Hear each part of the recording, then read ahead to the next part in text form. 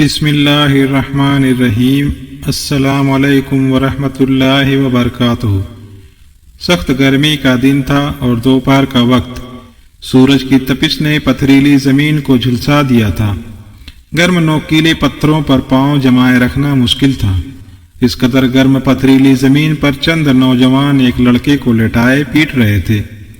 پیٹنے والوں میں مکہ کا سردار ابو جہل بھی شامل تھا، جو غصے میں آپے سے باہر بے قابو ہو رہا تھا۔ جس لڑکے کو پیٹا جا رہا تھا نبی کریم صلی اللہ علیہ وسلم کے صحابی سیدنا عمار رضی اللہ عنہ تھے۔ عمار کہہ دو کہ میرے خدا لات و عزا ہیں، ہم تمہیں چھوڑ دیں گے۔ ابو جہل نے پتھریلی زمین پر لیٹے ہوئے سیدنا عمار رضی اللہ عنہ کو کہا۔ کئی گھنٹے کی مسلسل مار پیٹ اور تیز دھوپ کی وجہ سے عمار رضی اللہ عنہ نیم بے ہوش ہو چکے تھے۔ ابو جہل کی خاموش ہوتے ہی انہوں نے اللہ احد کہا تو ابو جہل کا چہرہ غصے سے مزید سرخ ہو گیا۔ اس نے غصے سے قریب کھڑے نوجوان کو اشارہ کیا۔ نوجوان آگے بڑھا اور قریب پڑا ہوا بھاری پتھر اٹھا لایا، جسے اس نے زمین پر لیٹے ہوئے عمار رضی اللہ عنہ کے سینے پر رکھ دیا۔ سینے پر پتھر رکھے جانے سے جسم سے رہی صحیح طاقت بھی جاتی رہی، لیکن پھر بھی وہ زخموں سے چور اللہ احد پکارتے رہے۔ ابو جہل شیطانی ہنسی ہنستا ہوا آگے بڑھا اور عمار رضی اللہ عنہ کے قریب جھک کر بولا، کیوں لات و عزا کو خدا مانتے ہو کہ نہیں؟ عمار رضی اللہ عنہ مسلسل مار کھانے سے اس قدر نڈھال ہو گئے تھے کہ اب بولنے کی سکت بھی نہ رہی تھی۔ وہ کچھ دیر یوں ہی لیٹے رہے اور ابو جہل ان کو مسلسل گھورتا رہا۔ جب کوئی جواب نہ آیا تو وہ پھر بولا، عمار تم محمد صلی اللہ علیہ وآلہ وسلم کو برا بھلا کہہ دو، ہم تمہیں چھوڑ دیتے ہیں۔ عمار رضی اللہ عنہ نے بولنے کی کوشش کی، مگر سینے پر بھاری پتھر ہونے کی وجہ سے آواز نکالنا مشکل ہو گئی۔ انہوں نے زمین پر لیٹے لیٹے نفی میں سر ہلا دیا۔ ابو جہل کا غصہ اور بڑھ گیا۔ اس نے نوجوان کو اشارہ کیا، جو اشارہ ملتے ہی عمار رضی اللہ عنہ پر ٹوٹ پڑے اور ان کو کوڑوں سے پیٹنا شروع کر دیا۔ جب پیٹ پیٹ کر تھک گئے تو ابو جہل غصے سے گرایا، یہ ایسے نہیں مانے گا، اسے اٹھاؤ اور پانی میں پھینک دو۔ اس نے شیطانی منصوبہ بتاتے ہوئے کہا۔ ابو جہل کے ساتھیوں نے عمار رضی اللہ عنہ کو نیم بے ہوشی کی حالت میں اٹھایا اور پانی کے جوہر میں پھینک دیا۔ عمار رضی اللہ عنہ کے جسم پر مار کھانے کی وجہ سے زخم بن گئے تھے اور ان سے خون بہہ رہا تھا۔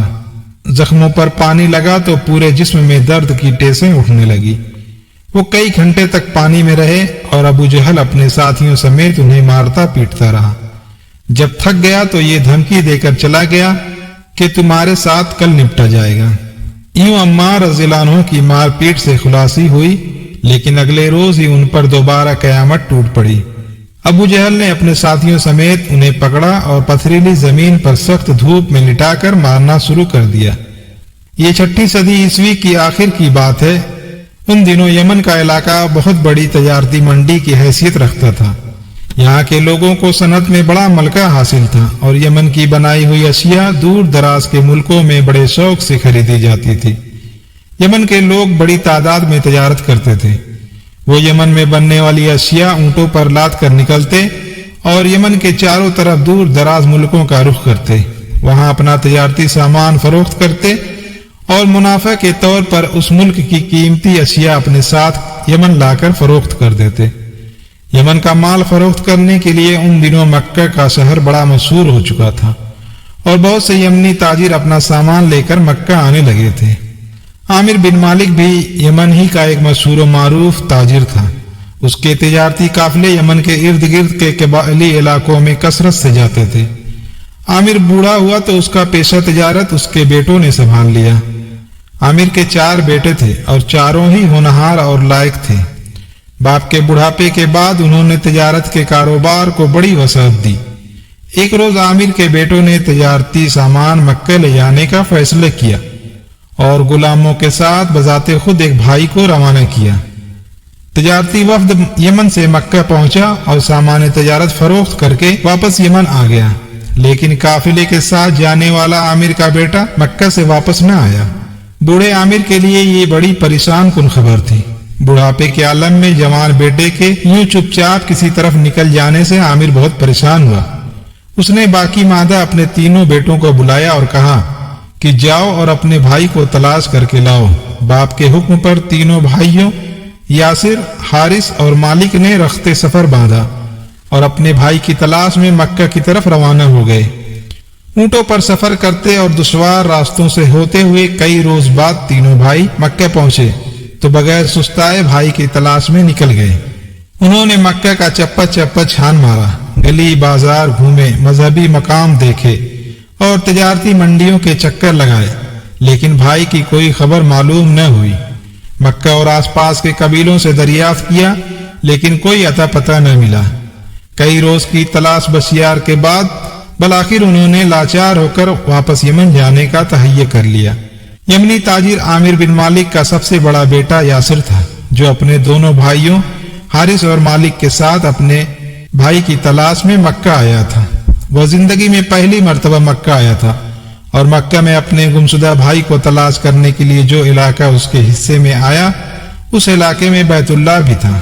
یاسر بھائی کی تلاش میں پھرتا پھراتا بیت اللہ کے پاس پہنچا تو پہلی نظر پڑتے ہی اس کے دل میں بجلی سی کونت گئی۔ وہ آتے جاتے بیت اللہ کو دیکھتا تو یوں لگتا جیسے اس کے دل میں حرارت پیدا ہونا شروع ہو جاتی ہے۔ وہ اکثر بھائی کی تلاش کے بعد بیت اللہ کے پاس بیٹھا رہتا اور اسے دیکھتا رہتا۔ جس روز اس کے بھائیوں نے واپسی کا ارادہ کیا اور اپنا تمام سامان اونٹوں پر لاد لیا تو یاسر عجیب طرح کی کشمکش میں مبتلا تھا۔ اس کا دل مکہ چھوڑنے پر راضی نہ تھا۔ وہ نہیں چاہتا تھا کہ بیت اللہ اس کی نظروں سے اوجھل ہو۔ دوسری طرف اس کا بوڑھا باپ یمن میں اس کا انتظار کر رہا تھا۔ یاسر بہت دیر تک اس کشمکش میں مبتلا رہا کہ وہ کیا کرے۔ باپ بڑھاپے کے عالم میں منتظر تھا اور بیت اللہ کو چھوڑنا اسے منظور نہ تھا۔ عین اس وقت جب اس کے بھائی یمن جانے کے لیے اپنی اونٹنیوں کی مہاریں تھام چکے تو یاسر نے یمن واپس جانے سے انکار کر دیا۔ دونوں بھائیوں نے پریشان حال نظروں سے اس کی طرف دیکھا، لیکن یاسر چپ چاپ کھڑا رہا۔ وہ کسی کو تلاش کرنے آیا تھا لیکن خود گم ہو گیا۔ ان دنوں مکہ میں بہت سے قبائل آباد تھے، جن میں بنو ہاشم، بنو عدی، بنو اسد، بو سلیم بن تمیم، بنو امیہ، بنو مخزوم، بنو خزاعہ زیادہ مشہور تھے۔ یوں سمجھیے مکہ قبائل میں بٹا ہوا تھا۔ وہ شراب پیتے تھے اور اپنے ہاتھوں سے تراشے ہوئے بتوں کی عبادت کرتے تھے۔ ذرا ذرا سی بات پر لڑائی ہونا شروع ہو جاتی، جو کئی قبائل مل کر لڑتے اور وہ لڑائی کئی سال تک جاری رہتی۔ یوں دونوں طرف سے ایک دوسرے قبائل کے افراد قتل ہوتے رہتے اور جھگڑا مزید لمبا ہوتا چلا جاتا۔ مالک کا بیٹا یاسر مکہ ٹھہر تو گیا، لیکن مستقل طور پر رہائش اختیار کرنا اس کے لیے بڑا مسئلہ بن گیا۔ مکہ کی جو صورتحال اس وقت تھی، اس کے مطابق اسے کسی نہ کسی قبیلے کا حلیف بننا تھا، تاکہ وہ قبیلہ اس کی جان اور مال کی حفاظت کرے اور دوسرے کسی قبیلے کا آدمی اسے نقصان نہ پہنچائے۔ یاسر کی ان دنوں ابو حذیفہ نامی شخص سے سلام و دعا ہو گئی۔ ابو حذیفہ بنو مخزوم قبیلے کا سردار تھا۔ یاسر نے سوچا کہ ٹھہرنے کے لیے کسی نہ کسی قبیلے کے ساتھ معاہدہ تو کرنا ہی پڑے گا، کیوں نہ ابو حذیفہ کے ساتھ مل جاؤں۔ اس نے ابو حذیفہ سے بات کی۔ ابو حذیفہ راضی ہو گیا اور یاسر بنو مخزوم کا حلیف بن گیا۔ یاسر بنو مخزوم قبیلے کا حلیف بنا تو قبیلے کے سردار ابو حذیفہ نے اپنی کنیز سمیہ بنت خبات سے اس کی شادی کر دی۔ یوں یاسر مستقل طور پر مکہ کا باشندہ بن گیا اور مکہ میں ہی زندگی بسر کرنے لگا۔ وقت پر لگا کر اڑتا رہا اور ایک روز یاسر اور سمیہ کے ہاں ایک خوبصورت سے بچے نے جنم لیا، جن کا نام انہوں نے عمار رکھا۔ اس ننھے بچے کی خوشی ماں باپ کے ساتھ ساتھ قبیلہ بنو مخزوم کے سردار ابو حذیفہ اور دوسرے لوگوں کو بھی ہوئی۔ ابو حذیفہ اس قدر خوش ہوا کہ اس نے اپنی کنیز کو آزاد کر دیا۔ اس طرح عرب میں ایک نئے خاندان کا اضافہ ہو گیا، جسے خاندان یاسر کہا جانے لگا۔ عمار نے جب جوانی کی دہلیز پر قدم رکھا تو مکہ گمراہی کے اندھیروں میں ڈوبا ہوا تھا۔ مکہ کی جہالت میں اسلام کی روشنی پھیلی اور نبی اکرم صلی اللہ علیہ وآلہ وسلم نے نبوت کا اعلان کر کے مکہ والوں کو توحید کی دعوت دینا شروع کر دی۔ خاندان یاسر کے تینوں افراد یاسر، سمیہ اور عمار رضی اللہ عنہم نے اس سچی دعوت کو قبول کیا اور دار اسلام میں داخل ہو گئے۔ جیسے ہی یاسر اور ان کی بیوی اور بیٹے نے اسلام قبول کیا تو بنو مخزوم کے لوگوں نے ان سے آنکھیں پھیر لی۔ قبیلے کا سردار ابو حذیفہ بھی سیخ پا ہو گیا۔ مکہ میں ابھی 7-8 افراد ہی محمد رسول اللہ صلی اللہ علیہ وآلہ وسلم کی دعوت پر اسلام لا کر مسلمان ہوئے تھے، اور ان سب کو مکہ کے تمام قبائل کی طرف سے سخت حالات کا سامنا تھا۔ مکہ کے لوگ، جن میں ابو جہل اور ابو لہب سب سے آگے تھے، اسلام لانے والوں کو مختلف ہیلوں اور بہانوں سے تنگ کرتے تھے۔ بنو مخزوم کے سردار ابو حذیفہ نے بھی اسلام کی دعوت کو ٹھکرا دیا۔ جب یاسر رضی اللہ تعالیٰ عنہ نے اسلام قبول کیا تو وہ غصے سے دیوانہ ہو گیا۔ ابو حذیفہ نے یاسر رضی اللہ عنہ اور سمیہ رضی اللہ عنہ کو اسلام ترک کرنے کا کہا، انہوں نے انکار کر دیا۔ ابو جہل ابو حذیفہ کا بھتیجا تھا، اور اسلام دشمنی نے ابو جہل کو اس قدر پاگل کر دیا تھا کہ وہ اسلام لانے والوں کو قتل کرنے پر تل جاتا۔ ایسا ہی اس خاندان کے ساتھ ہونے لگا تو آئے روز مکہ کی گلیوں میں تماشا ہوتا۔ ابو جہل سیدنا یاسر، سمیہ اور عمار رضی اللہ عنہم کو طرح طرح کی تکلیفیں دیتا اور انہیں اسلام ترک کرنے پر زور دیتا۔ ابو جہل اپنے گھر سے نکلتا اور سورج بلند ہوتے ہی اپنے چچا ابو حذیفہ کے پاس جا پہنچتا۔ وہاں سے چند نوجوان ساتھ لے کر ماں باپ اور بیٹے تینوں کو لے کر گرم ترین دوپہر کو تپتی ہوئی ریت پر لٹا دیتا اور ان کے سینوں پر بھاری پتھر رکھ دیتا۔ نوجوان ہاتھوں میں کوڑے لیے چاروں طرف کھڑے ہوتے تھے۔ جو ہی ابو جہل اشارہ کرتا وہ زور زور سے کوڑے برسانے لگتے۔ سیدنا یاسر رضی اللہ عنہ ابو جہل کی انہی اذیتوں کو سہتے سہتے اپنے اللہ کے حضور جنت میں مہمان جا ٹھہرے۔ یاسر رضی اللہ عنہ کی وفات کے وقت سیدنا سمیہ رضی اللہ عنہ بڑھاپے کو جا پہنچی تھی۔ ابو جہل کے ظلم و تشدد میں ذرا بھی فرق نہ آیا تھا۔ وہ اب آئے روز ماں بیٹے کو ستم کا نشانہ بناتا اور اپنے غصے کو ٹھنڈا کرتا تھا۔ ایک روز دوپہر کا وقت تھا۔ کڑکتی دھوپ سے بچنے کے لیے انسان تو کجا چرند پرند بھی سایوں میں بسیرا کیے ہوئے تھے، لیکن ابو جہل بدبخت نے دونوں ماں بیٹے کو تپتی ریت پر لٹا رکھا تھا۔ نوجوان لڑکے ابو جہل کے سر پر کوڑے برسا رہے تھے اور ابو جہل کھڑا تنزیہ ہنسی ہنسے جا رہا تھا۔ پیارے نبی اکرم صلی اللہ علیہ وآلہ وسلم کا ادھر سے گزر ہوا تو آپ صلی اللہ علیہ وسلم یہ دیکھ کر تڑپ اٹھے کہ کافر و فاسق ابو جہل کے ہاتھوں ماں بیٹا مار کھا رہے ہیں۔ نبی اکرم صلی اللہ علیہ وآلہ وسلم کی آنکھوں میں آنسو آ گئے۔ آپ صلی اللہ علیہ وآلہ وسلم نے آنسو بہاتے ہوئے فرمایا، آل یاسر صبر کرنا، تمہارا ٹھکانہ جنت میں ہوگا۔ نبی اکرم صلی اللہ علیہ وآلہ وسلم نے انہیں زیادہ دیر مار کھاتے ہوئے دیکھ نہ سکے، جلدی سے وہاں سے ہٹ گئے اور جاتے جاتے دعا کرتے رہے، الہی آل یاسر میں سے کسی کو بھی آگ کا عذاب نہ دینا۔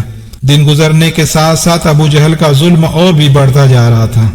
ایک روز ابو جہل نے شیطان کو بھی مات دے دی۔ اس نے مکہ شہر کے ایک چوک میں سیدنا سمیہ رضی اللہ عنہ کو کھڑا کیا اور ان کو طنزیہ باتیں کر کے زج کرنا شروع کر دیا۔ ابو جہل نے شیطانی زبان بولتے ہوئے کہا، سمیہ سچ بتاؤ، کیا تم محمد صلی اللہ علیہ وآلہ وسلم کے حسن کی وجہ سے اسلام لائی ہو؟ وہ پہلے کی طرح خاموش کھڑی رہی۔ ابو جہل آج کوئی اور ہی منصوبہ بنا کر آیا تھا۔ اس نے آج نہ انہیں گرم ریت پر لٹا کر بھاری پتھر رکھا اور نہ ہی بوڑھی ہڈیوں پر کوڑے برسائے۔ اس نے ابو حذیفہ کے قبیلے کے کچھ نوجوانوں سے کہا وہ 2 اونٹ لے کر آئے اور دونوں کو لا کر چوک میں کھڑا کر دیا۔ ابو جہل پہلے کی طرح دھمکی آمیز لہجے میں بولا، بولو سمیہ، اسلام چھوڑتی ہو کہ نہیں؟ سیدہ سمیہ رضی اللہ عنہا نے کہا، میں نے اسلام چھوڑنے کے لیے قبول نہیں کیا۔ اس نے تیش میں آ کر نیزہ اٹھایا اور ان کے جسم پر زور سے دے مارا۔ نیزہ ان کے جسم میں پیوست ہو گیا، سرخ خون کا ایک فوارہ ابلا اور تپتی ہوئی ریت ٹھنڈی ہو گئی۔ ابو جہل کو ذرا ترس نہ آیا اور وہ چلا کر بولا، اس کی دونوں ٹانگوں کو رسیوں سے باندھ دو۔ نوجوان آگے بڑھے اور انہوں نے سمیہ رضی اللہ عنہا کی دونوں ٹانگوں کو رسیوں سے باندھ دیا۔ پھر ابو جہل کے حکم پر دونوں رسیوں کے آخری سرے اونٹوں کے ساتھ باندھ دیے گئے۔ ابو جہل نے غصے سے اونٹ کو چھڑی ماری اور دونوں اونٹوں کو مختلف سمتوں پر چلا دیا گیا۔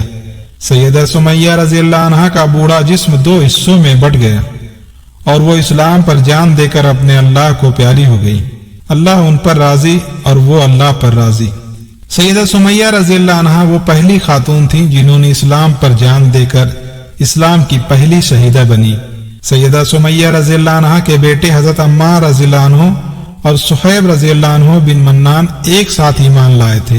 سیدنا عمار رضی اللہ عنہ خود فرماتے تھے کہ میں نے صہیب رضی اللہ عنہ کو ارکم بن ابی ارکم کے دروازے پر دیکھ کر پوچھا، تم کس ارادے سے آئے ہو؟ پہلے تم اپنا ارادہ بیان کرو۔ صہیب رضی اللہ عنہ نے پوچھا، محمد صلی اللہ علیہ وآلہ وسلم سے مل کر ان کی کچھ باتیں سننا چاہتا ہوں۔ میں نے کہا، میرا بھی یہی مقصد ہے۔ صہیب رضی اللہ عنہ نے جواب دیا۔ غرض دونوں ایک ساتھ ارکم رضی اللہ عنہ کے گھر میں داخل ہوئے اور ساقی اسلام نے ایک ہی جام سے دونوں کو نشۂ توحید سے مخمور کر دیا۔ صحیح بخاری کی ایک روایت ہے کہ حضرت عمار رضی اللہ عنہ بن یاسر جس وقت ایمان لائے تو انہوں نے حضرت ابو بکر صدیق رضی اللہ عنہ کے علاوہ صرف 5 غلام اور 2 عورتوں کو حضرت صلی اللہ علیہ وآلہ وسلم کے ساتھ دیکھا تھا۔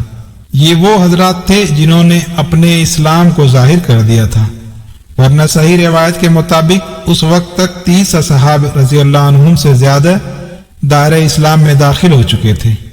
انہوں نے مشرکین کے خوف سے اعلان نہیں کیا تھا۔ عمار رضی اللہ عنہ کے اسلام لانے کی خبر کفار کو ہوئی تو ان پر ظلم کے پہاڑ گر پڑے۔ ابو جہل ان پر ظلم کرتا اور کہتا کہ تم اپنی زبان سے محمد صلی اللہ علیہ وآلہ وسلم کو برا بھلا کہو۔ جب عمار رضی اللہ عنہ کچھ نہ کہتے تو وہ ظلم و ستم کرنا شروع کر دیتا۔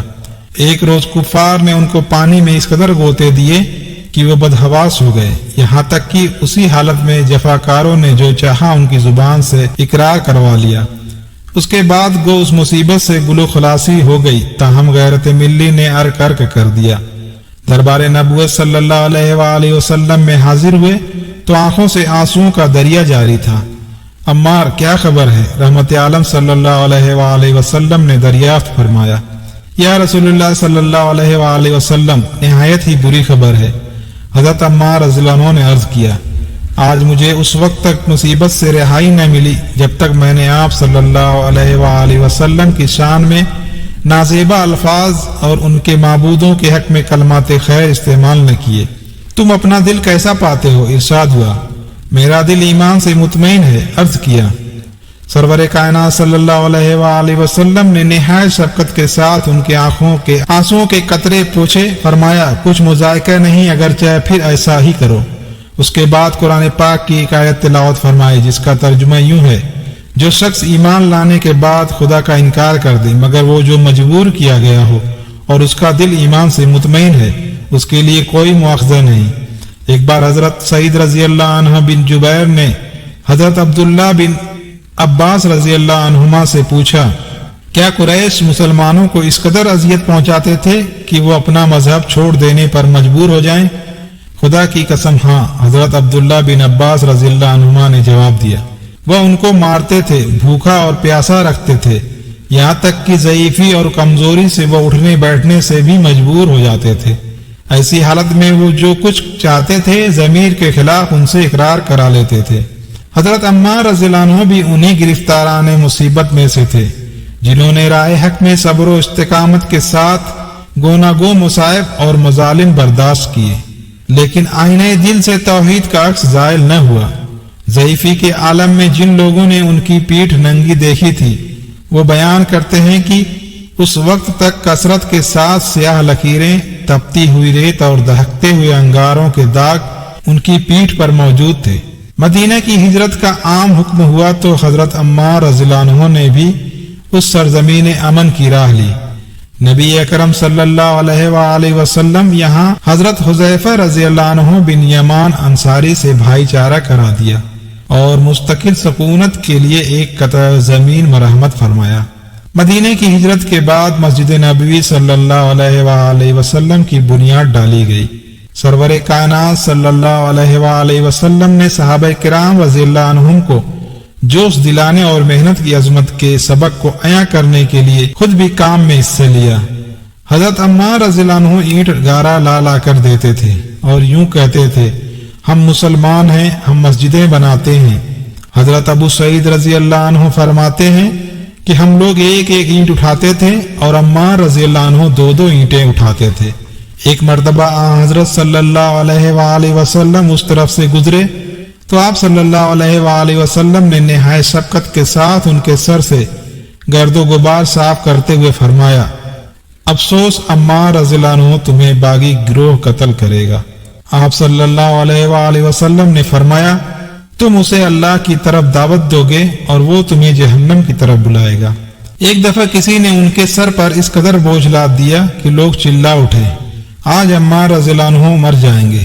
محمد صلی اللہ علیہ وسلم نے سنا تو کچھ اینٹیں اتار کر پھینک دیں اور فرمایا، افسوس ابن سمیہ، تمہیں باغی گروہ قتل کرے گا۔ سیدنا عمار رضی اللہ عنہ نے غزوات میں بھی بہت سی قربانیاں دی اور بہادری کے کارنامے رقم کیے۔ حضرت عثمان رضی اللہ عنہ کی شہادت کے بعد خلافت کا بار گراں حضرت علی رضی اللہ عنہ کے سر ڈالا گیا۔ حضرت عمار رضی اللہ عنہ کو ان سے جو خاص انس و خلوص تھا، اس کے لحاظ سے تمام مہمات امور میں وہ ان کے دست و بازو ثابت ہوئے۔ حضرت عائشہ رضی اللہ عنہ، حضرت زبیر رضی اللہ عنہ اور حضرت طلحہ رضی اللہ عنہ وغیرہ نے جب عثمان رضی اللہ عنہ کے قصاص کا مطالبہ کر کے جنگی تیاریوں کے لیے بصرہ کا رخ کیا تو حضرت علی رضی اللہ عنہ کے حکم سے وہ حضرت امام حسن رضی اللہ عنہ کے ساتھ کوفہ پہنچے تو ابو موسیٰ اشعری رضی اللہ عنہ جامع مسجد میں ایک مجمع کے سامنے غیر جانبداری کا آواز بیان کر رہے تھے۔ حضرت امام حسن رضی اللہ عنہ نے ان سے فرمایا کہ آپ تقریر بند کریں، اور اس کے ساتھ ہی انہوں نے ممبر پر کھڑے ہو کر ایک نہایت پرجوش تقریر کی۔ اس کے بعد حضرت عمار رضی اللہ عنہ کو بھی تقریر کا موقع ملا۔ ماہ جمادی الاخر 36 ہجری میں دونوں طرف کی فوجیں مقام ذیقار میں جمع ہوئیں۔ جمعرات کے روز جنگ جمل شروع ہوئی۔ میسرہ پر متعین حضرت عمار رضی اللہ عنہ حسب معمول غیر معمولی جوش سے لڑے۔ جنگ جمل کے بعد امیر معاویہ رضی اللہ عنہ سے صفین کا معرکہ پیش آیا۔ حضرت عمار رضی اللہ عنہ اس جنگ میں بھی حضرت علی رضی اللہ عنہ کی طرف سے تھے۔ ایک روز شام کے وقت جب آفتاب غروب ہو رہا تھا اور جنگ پورے زور کے ساتھ جاری تھی، حضرت عمار رضی اللہ عنہ دودھ کے چند گھونٹ حلق سے اتار کر بولے، رسول خدا صلی اللہ علیہ وآلہ وسلم نے مجھ سے فرمایا تھا کہ دودھ کا یہ گھونٹ تیرے لیے دنیا کا آخری توسہ ہوگا۔ کہتے ہوئے غنیم کی صف میں گھس گئے۔ آج میں اپنے دوستوں سے ملوں گا، آج میں محمد صلی اللہ علیہ وسلم سے اور ان کے گروہ سے ملوں گا۔ پھر کچھ ایسے عزم و استقلال سے حملہ آور ہوئے کہ جس طرف نکل گئے پر کا پر صاف ہو گیا۔ ایسی حالت میں ایک شامی نے بڑھ کر سر تن سے جدا کر دیا۔ حضرت علی رضی اللہ عنہ شیر خدا نے جب اپنے مونس و جانثار کی شہادت کی خبر سنی تو ایک سرد آہ کھینچ کر فرمایا، خدا نے عمار رضی اللہ عنہ پر رحم کیا جس دن وہ ایمان لائے، خدا نے رحم کیا جس دن شہادت پائی، اور خدا ان پر رحم فرمائے گا جس دن زندہ اٹھائے جائیں گے۔ میں نے ان کو اس وقت رسول اللہ صلی اللہ علیہ وآلہ وسلم کے ساتھ دیکھا تھا جبکہ صرف 4 یا 5 صحابہ رضی اللہ عنہم کو اعلان ایمان کی توفیق ہوئی تھی۔ قدیم صحابہ رضی اللہ عنہم میں سے کوئی بھی ان کی مغفرت میں شک نہیں کر سکتا۔ اس کے بعد کفن و دفن کا حکم دیا، خود جنازے کی نماز پڑھائی اور خون آلود پیرہن کے ساتھ دفن کر دیا۔ اس وقت آپ کی عمر 91 برس تھی۔ کوفہ کی زمین کا کسی صحابی رسول کو اپنے دامن میں لینے کا یہ پہلا موقع تھا۔